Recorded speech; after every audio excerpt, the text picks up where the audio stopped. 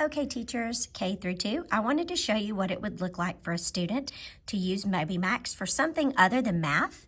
I'm going to be showing you some things that they can use for sight words, spelling, vocabulary, and phonics. This would be something that they could do, obviously, at home. They would sign in the way that I'm signing in right now. My username for training is always Cotton Candy, so I am Cotton. We're going to go to our dashboard. This is what it will look like for the student. All right, the first thing that I want to show you that you might not be familiar with, I know we're all pretty familiar with math, fact fluency, and numbers, but let's take a look at what the language tab would look like. Language. All right, every student, it will ask them for a placement test.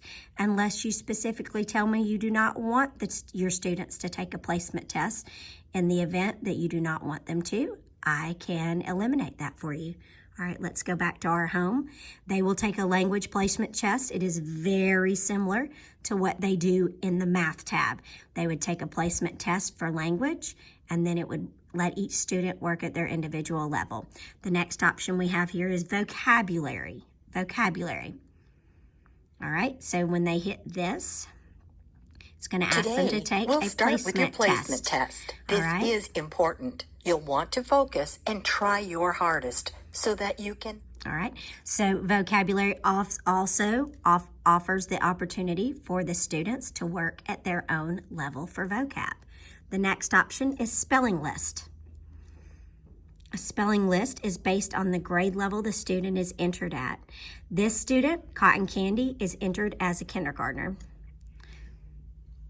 Path, as in a path through the woods.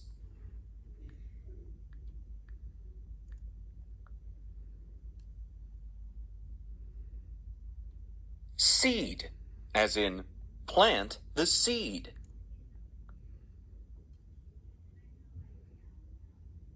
Spot, as in this is what happens hiding spot if we write it wrong. So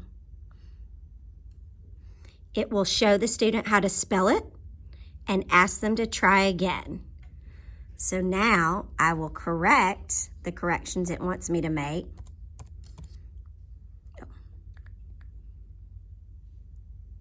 And it will give me that. That is spelling. I'm going to go back to home, and next up, I'm going to show you what phonics rules looks like. Phonics and spelling rules. Phonics and spelling rules, they will hit the green tab button. This is the letter A. The letter A makes the A sound. Listen for the A sound in each of these words. At, apple, mat, bag.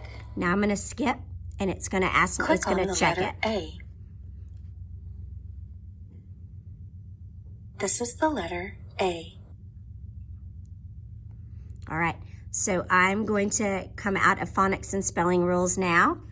And obviously the grade level matters based on the way the student is coded. Our next thing, we have the option of alphabet letters and alphabet sounds. I'm going to skip over those. They're very similar to phonics and spelling rules, but it could also be a good option for kindergarten and first grade. Next, I'm going to show you phonics blending.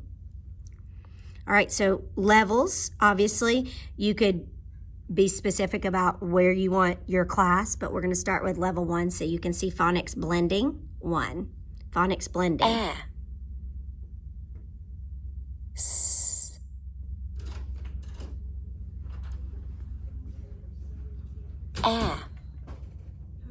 So I will move that sound to the letter.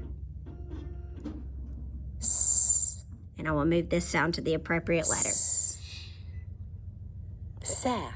So now we're going to combine them. Sa. Sa. And then D. D. Sad. So it Sad. walks you step by step. All right, if you get it wrong, it will show you how to correct it. So that's phonics blending. I'm going to come back to home. All right, there's also sight words. So there are the option of fry and dolch. So I'll select fry and next. About. And it'll tell me I'm right.